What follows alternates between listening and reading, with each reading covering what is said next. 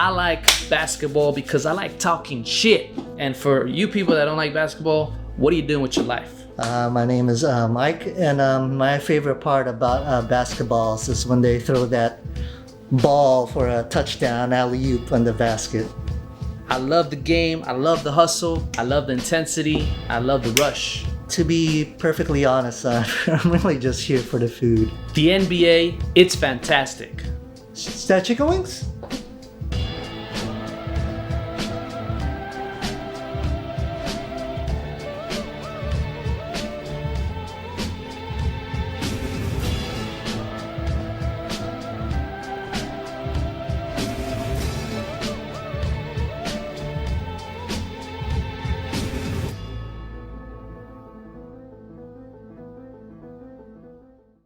So guys, okay, welcome to this video. So what we're gonna go over this one is, I don't know if you remember, I did a B-roll challenge a few weeks ago where I wanted to shoot B-roll every single day, but it couldn't just be random B-roll.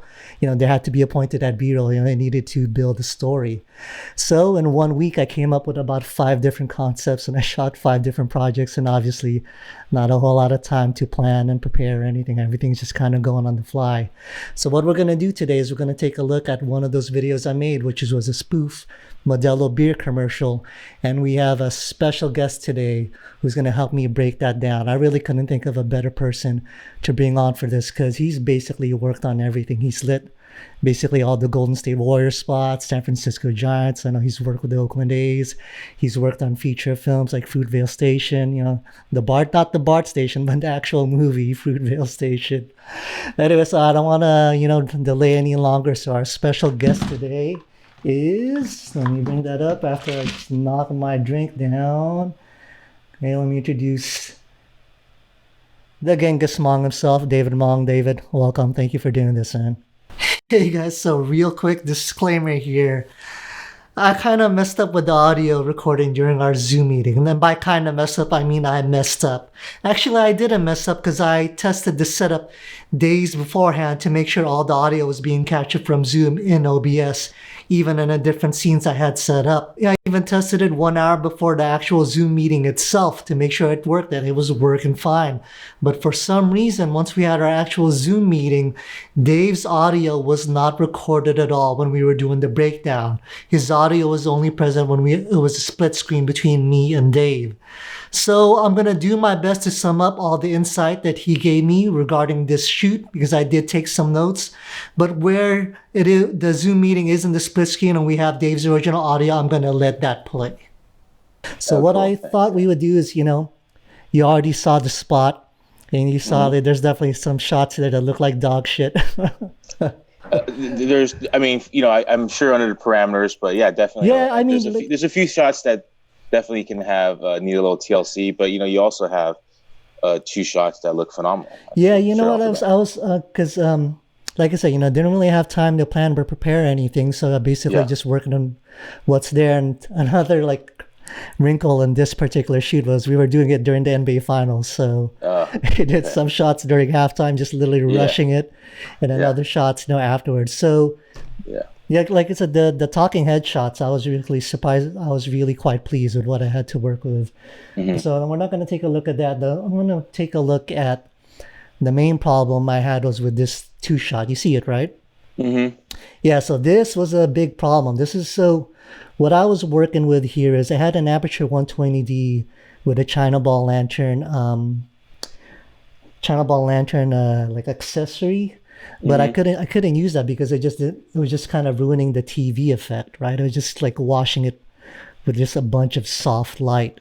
So what I ended up doing was I just used the actual light from the TV. He had a huge, 50-inch, large screen TV. So I just let the TV play and kind of use that as my key light. But I just couldn't get enough kick out of it because you see how grainy and dirty this image looks. And then he had 2 small aperture, what do you call those aperture RGB lights, those tiny ass ones? MCs? Yeah, he had 2 of those. Yeah. So basically I just put those to replace the lamps because his bulbs were flickering. So I just put them there so I could dim them.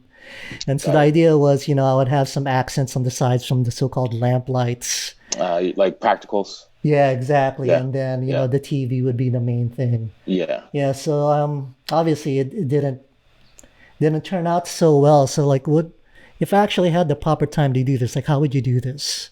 Okay, so here's what Dave had to say about this two shot.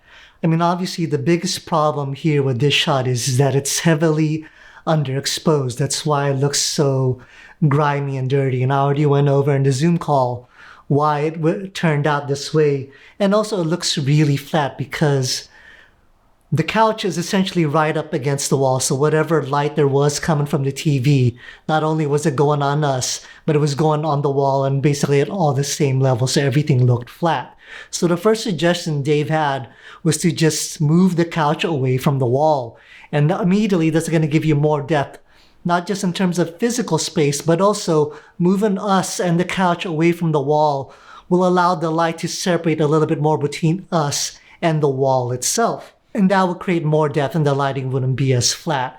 Now, to address the underexposure issue, what Dave suggested is to bounce the light off of the ceiling to just to raise up the overall ambient levels of the room to where I needed it. That way, the shot wouldn't be so underexposed and grimy and dirty. And then from that point on, he suggested using a bunch of flags to prevent the light from getting on to the wall too much, because you don't want the wall as bright as your foreground, in this case me and Sam. You want that separation to create that depth. So he suggested using flags for that.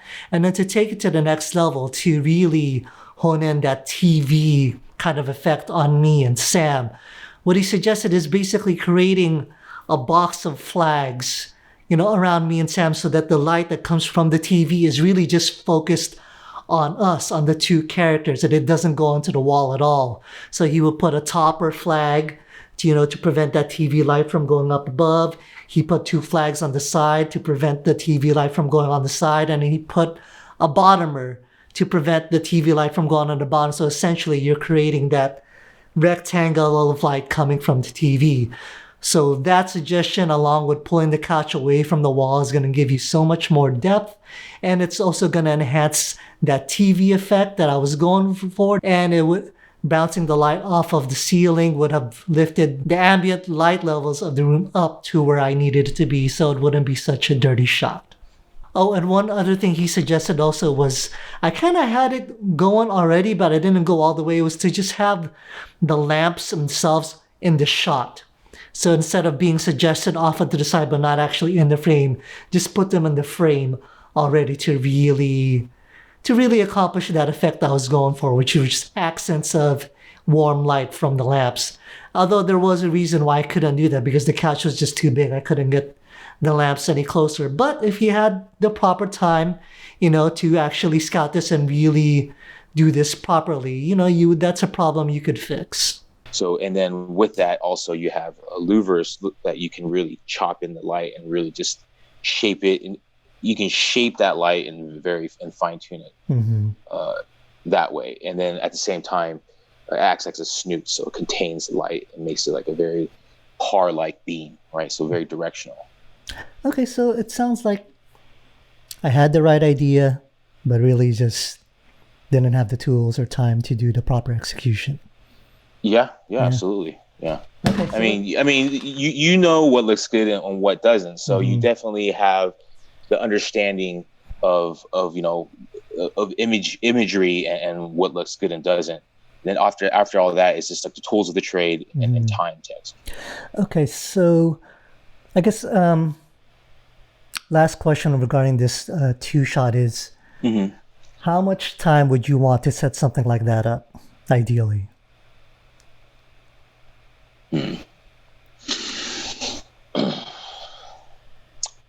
I would say like minimum, like an hour to like hour and a half. And that's with like 2 to 3 grips helping you out too.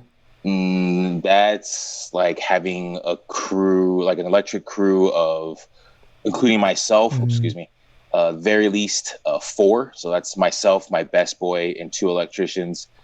And then same on the grip side. I would expect my key grip, a best boy, and then he have 2 guys as well. Yeah, there you go. So that's an 8 and 8 person crew. On a typical thing, why? Because myself and my key, we're married to the DP we're in his back pocket. We're sitting with him at the monitor as he's asking for certain things to be adjusted. So as he's asking for that, we're on our radio calling our guys at each particular light or whatever it is, flag, having them adjusted there, things like that. Of course, with current technology, we would use smart lights, have things synced up to a dimmer board. In that situation, we would have a lamp op just to really focus the light, and then I would have my dimmer board op really kind of dial in the color and intensity. Cool. There you go again, people. Now you see just how much work these things take to make them look really professional. So let's go ahead, and I'm going to move on to the next shot, which is, plays off of this wide shot, which is this close-up. Actually, what bothered me about this shot is it was supposed to be in slow-mo, but it's just one of those things. We were just so damn rushed, we forgot to switch the frame rate.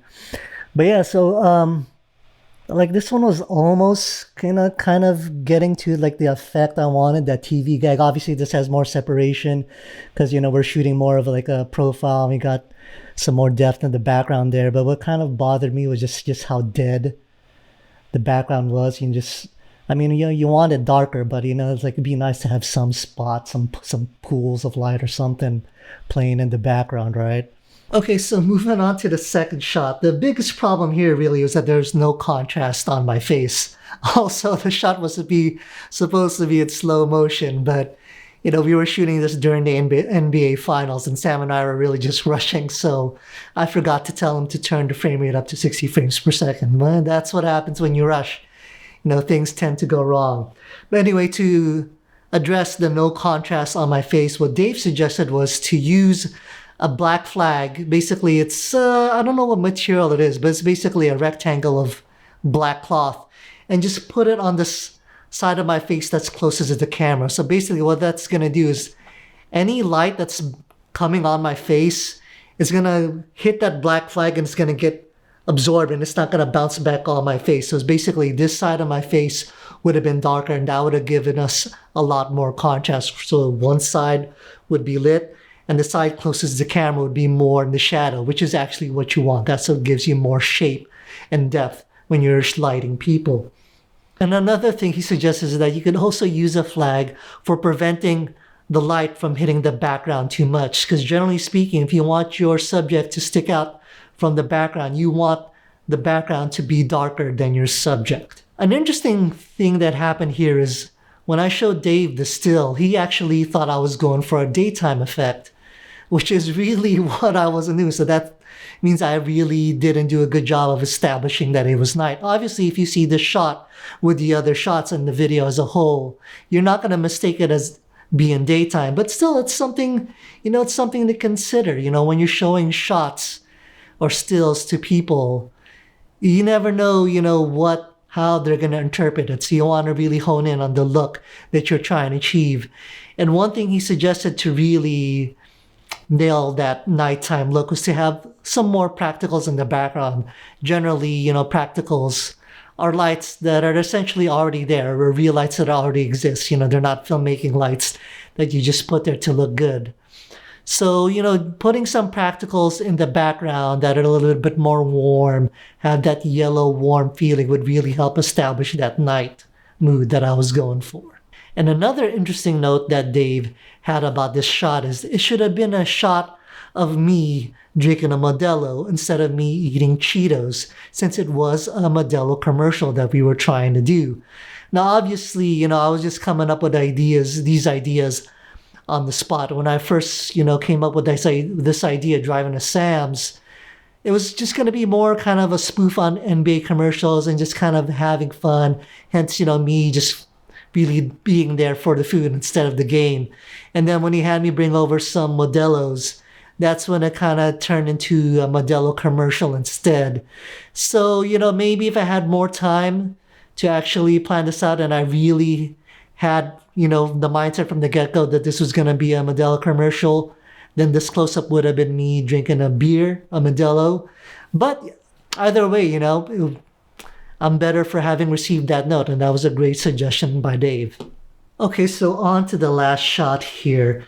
Now, this shot I was actually surprisingly happy with. I think it came out really well given the circumstances, and even Dave, himself really thought the shot turned out well. But, of course, there are still, things to do to really, to level it up to the place where it can be an actual beer commercial. And so the biggest problem with this shot was, one, the gold foil on the Modelo bottle itself. It was really wrinkly. And Dave suggested, smoothing that out so that it can look better. And that's, that's a really good tip. If this was a real Modelo commercial, they're going to want their bottle, their product, looking as pristine as possible. And they're probably not going to want to see a bunch of wrinkled foil on their bottle. And the second biggest thing that needed to be improved here is that I missed the focus on the shot.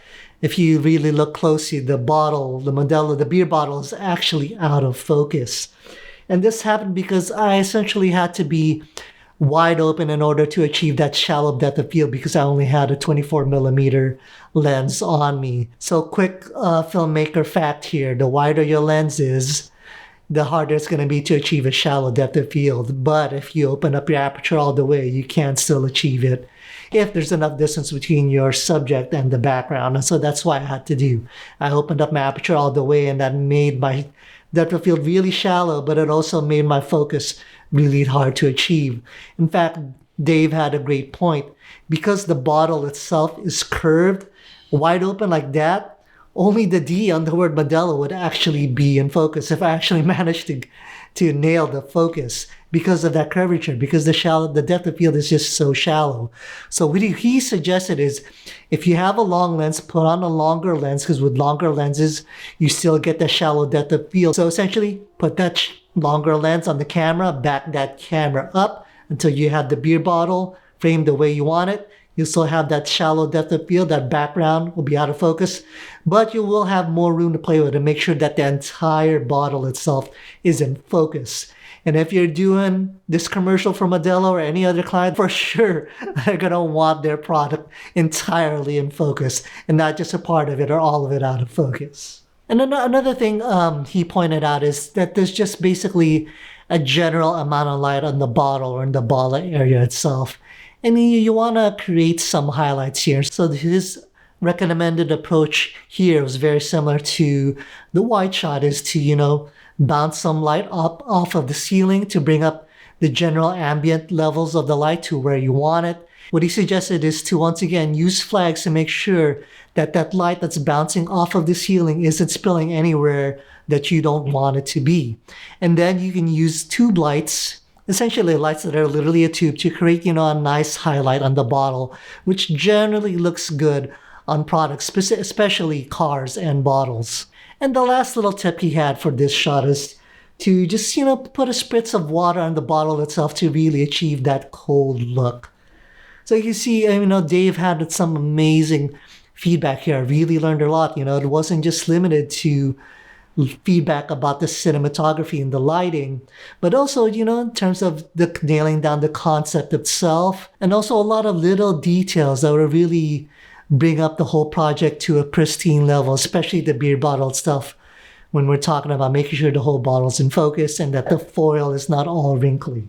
So the general principles that I took from my talk with Dave was that essentially the key to achieving the lighting for this particular spot, and probably a lot of other spots, is that first you're going to bring up the ambient light or the room light to where you need it to be. And then you're going to use other lights and flags to get highlights where you want it, generally on your subject, and maybe little pools of highlights in the background, and get rid of light where you don't want it. Okay, let's go back to Dave now. It's all really subjective, but then, as you do this, what looks natural, what looks good, or what looks pleasing. Mm-hmm. And, you just find ways to make it do that. Right? There's no necessarily like right way or wrong way. But, it's a lot of experimenting, and then what you can get away with, or how certain things react, right? Like for me, you asked me what kind of lights I would use. Mm-hmm. I mean, there's a million different lights you use, but I only use these, or the ones I speak of, is because I use them because those are the tools I use every day. Mm-hmm. How do I know to use those? Because I learned from other gaffers and my experiences working up. Like, this is maybe not the type of light we use, but this is the effect that we did, right? We took this big old light source and we made it into a little 4-inch vertical strip. Uh-huh. Well, guess what? They make lights like that now. We don't need to do it the old way. Uh-huh. Right? We can achieve the old grand look now, but with like modern tools and what we call cheating it, right? Cheat it, right? Like we don't have $1 million budget. We only have $1,000 budget. Well, how can we achieve that $1 million look with $1,000? Like that's totally doable these days. Oh, that's awesome. So, let me ask you, I guess, because that pretty much does it for the breakdown. But let me just ask you kind of a related question. Like, how long did it take for you to get to the point where you felt like, okay, you know what, I really know what I'm doing at this point, and I can pretty much achieve, 15, whatever. 15 years. That long, 15 years. Yeah. Like right now at 42 and like 15 years in, I feel the most confident in my eye and like my game, like so to speak.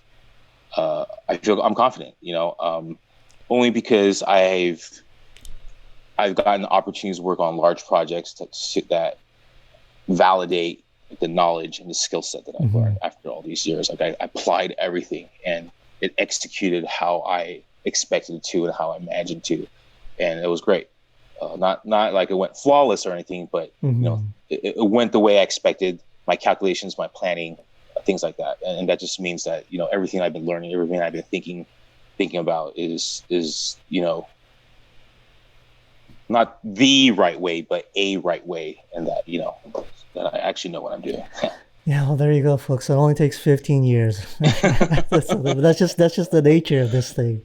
Yeah. I guess that's the nature of anything that you want to become a master or an expert at. Right? There's just no way around it. You just got to put in that time. You definitely have to put in the time. When it comes to like imagery, it's super subjective. What looks great to one person doesn't necessarily look, half amazing to that person, right? So it really is just person to person, and it's a challenge to do something or find something that appeals to everybody across the board. So these are the kind of things. I think this is probably why I like what I do, right? Because it may seem a little mundane or weird, but it's a challenge because you're trying to appease everyone. So. Yeah, I mean it's definitely subjective, but I think probably most people would agree that this particular shot was dog shit. It's practice. Yeah, right? yeah. A lack of better words, and no knock on Allen Iverson, dude. Practice. Yeah, we talking about practice. It is all about practice. For me, it was 15 years of practice before I actually feel really confident. Well, there you go. AI put in that 15 years and he didn't need to practice anymore. Yeah. That's what he should have said. Yeah, exactly. All right. Well, Dave, thanks you so much for doing this. It was a big help. I really learned a lot, man.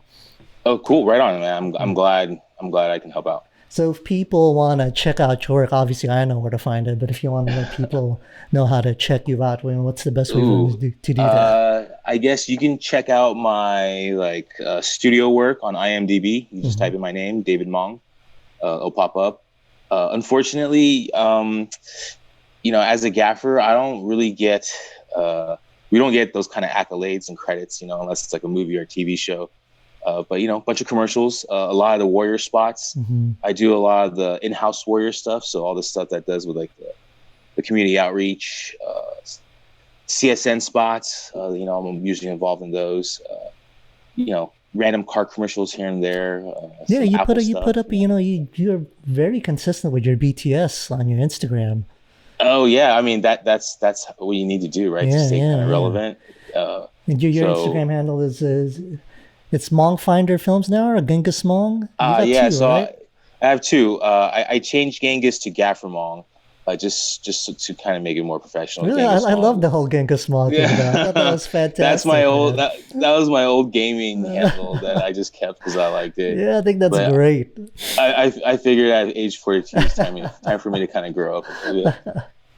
So yeah, Gaffer Mong. I kind of show BTS stuff of things that I'm able to show, commercial shoots, movies, TV shows that I work on, and then Mong Finder Films is just kind of like my personal. I do photography as a hobby. So yeah, you do like a lot of street photography, and you love your vintage lenses, right?